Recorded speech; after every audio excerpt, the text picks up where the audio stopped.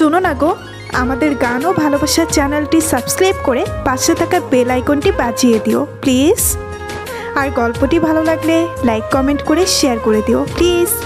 ধন্যবাদ। তুমি এখানে কিছু কেনাকাটা করবে নাকি বাবা? জি আন্টি, বাড়ি থেকে আসার সময় তেমন কিছু নিয়ে আসতে পারিনি, অনেক দূরের পথ তো, তাই এখন প্রয়োজনীয় কিছু জিনিস কিনতে হবে। আপনারা কী জন্য আসছেন?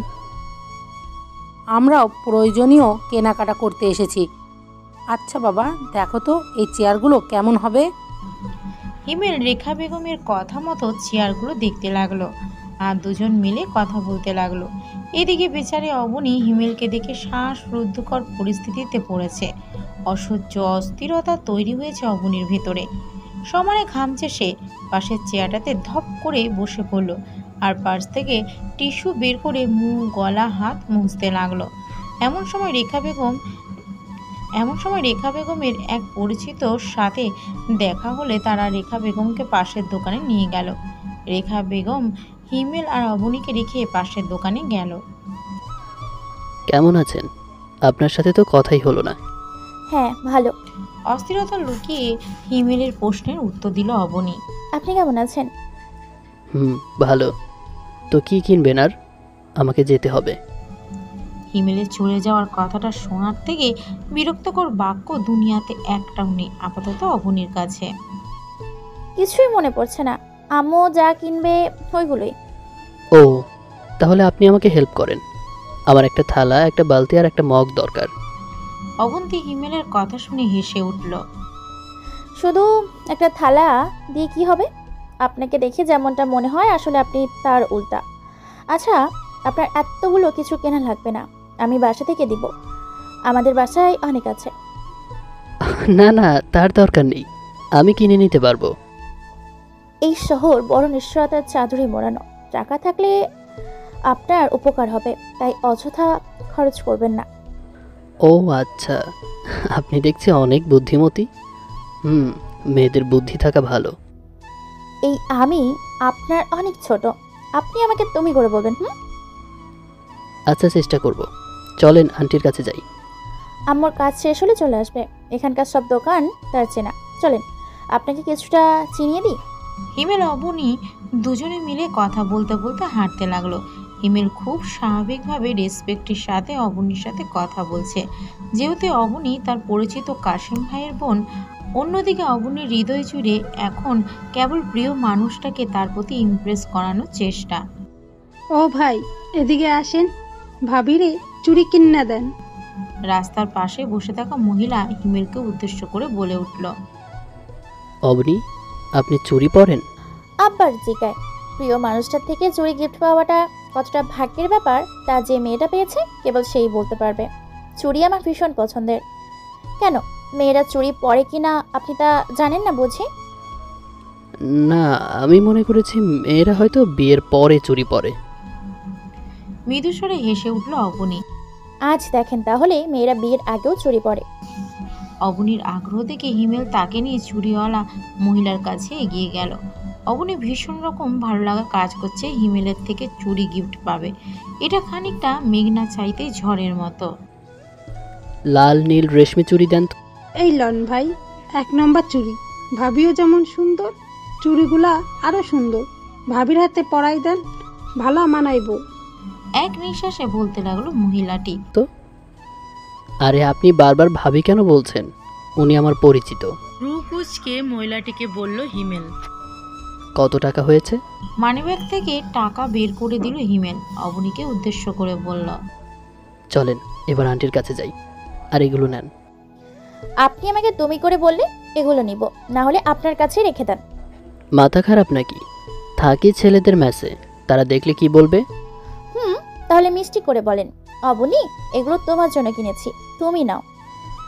আচ্ছা নাও এগুলো। হাত বাড়িয়ে অবনীকে চুড়িগুলো ধরতে বলল হিমেল। মনে থাকে যেন আপনি আমাকে এখন থেকে তুমি করে বলবেন, পরে আবার আপনি বললে এগুলো রিটার্ন দিব। এ কথা বলে দুজনে হাসতে থাকে। হিমেল দেখতে পেল অবনীর মা আসছে তাদের কাছে। তারপর তারা দুজনেই রেখা বেগমের কাছে এগিয়ে গেল। প্রয়োজনীয় কেনাকাটা শেষ করে তিনজন ট্যাক্সি করে বাসার দিকে রওনা করলো। ট্যাক্সি এসে পৌঁছালো বাসার সামনে। একে একে অবনী, রেখা বেগম, হিমেল ট্যাক্সি থেকে নামলো। রেখা বেগম ভাড়া দেওয়ার আগে হিমেল মানিব্যাগ বের করে ভাড়া দিয়ে দিল। রেখা বেগম 2-3 বার না করলেও হিমেল শূন্য না। হিমেল রেখা বেগম ও অবনীর হাত থেকে কেনাকাটার ব্যাগ নিজের হাতে নিয়ে হাঁটতে বলল, আর সে পেছনে হাঁটা শুরু করলো। আন্টি, এইটা কেডা? হ্যাঁ, আগে তো কখনো দেখি নাই। কেডা এটা আপনাকে লগে? ভ্রুকুচকে বিস্ময়কর দৃষ্টিতে রেখা বেগমকে জিজ্ঞেস করলো মানিক। তার হিংসাত্মকভাবে হিমেলের চারপাশে একটা চক্কর দিল। মানিক ওই মহল্লার ছেলে। সে অবনীকে ছোটবেলা থেকে পছন্দ করে এবং তার পরিবারের সবার সাথে মানিকের অন্তরঙ্গ সম্পর্ক। যদিও অবনীর অজান্তে এগুলো ঘটে থাকে, মানিককে অবনী একদমই সহ্য করতে পারে না। মানিকের গায়ের রং কালো আর বেপরোয়া ব্যবহার হওয়ার কারণে তাকে অবনী কালা মানিক বলে ডাকে। পরিবারের কেউ তার সামনে মানিকের কথা কখনো উচ্চারণও করে না। বাবা কেমন আছো? অপরাধীর মতো ভয়ে ভয়ে মানিককে উদ্দেশ্য করে রেখা বেগম বলল, তোমাকে বেশ কয়েকদিন পরে দেখলাম, বেড়াতে তো আসতেই পারো। আন্টিকে দেখতে মন চায় না তোমার? রেখা বেগমের কথা শুনে আহ্লাদে ভেসে গেল মানিকের মনটা। আন্টি, আপনার তো দেখবার খুব মন চায়। আপনি আমার মা। বলে অবনীর দিকে তাকিয়ে আবার কম্পিত হয়ে বলল মায়ের মতো।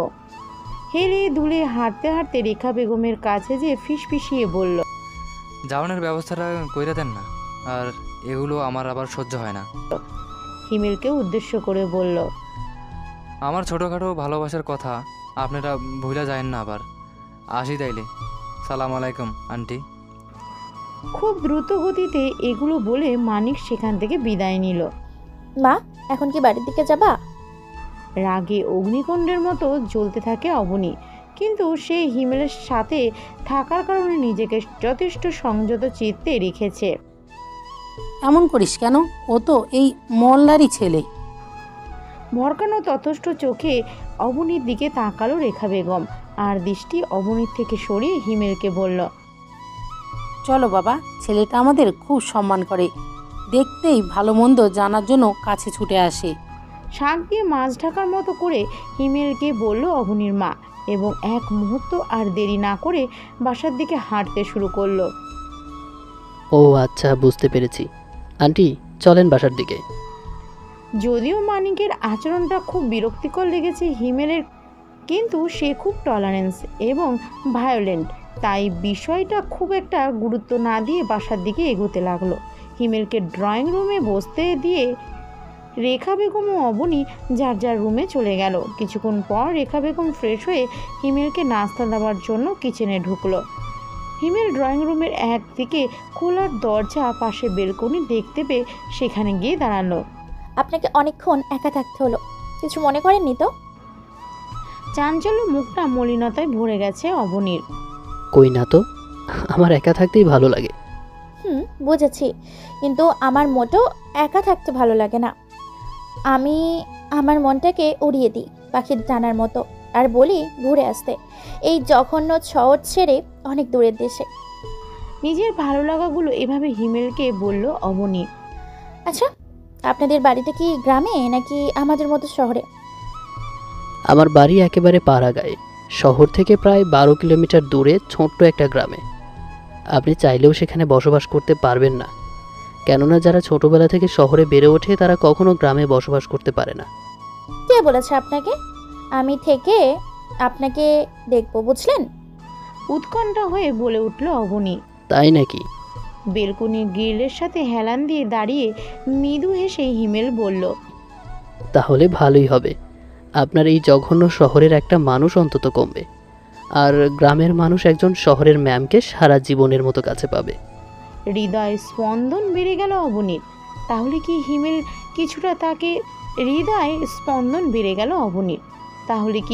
কিছুটা তাকে তার হৃদয়ে না বলা কথাকে বুঝতে পারছে?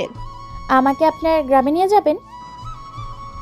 আবেগ ঘন কণ্ঠে আক্ষেপ নিয়ে জিজ্ঞেস করলো অবনী।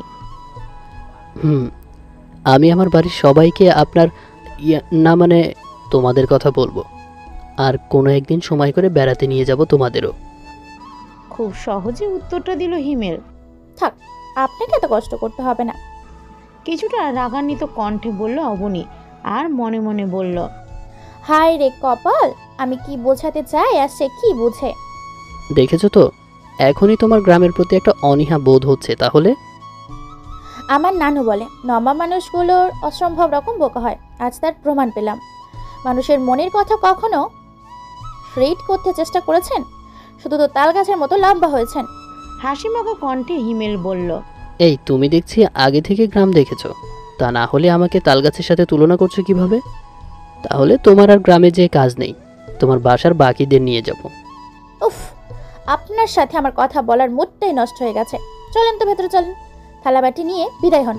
হিমেল অবনীর কথা তার মুখের এক্সপ্রেশন দেখে বুঝেও না বোঝার ভান করছে, কারণ অবনী তার থেকে প্রায় 7-8 বছরের ছোট। সবে মাত্র এসএসসি পাশ করেছে, কলেজে ভর্তি হয়েছে।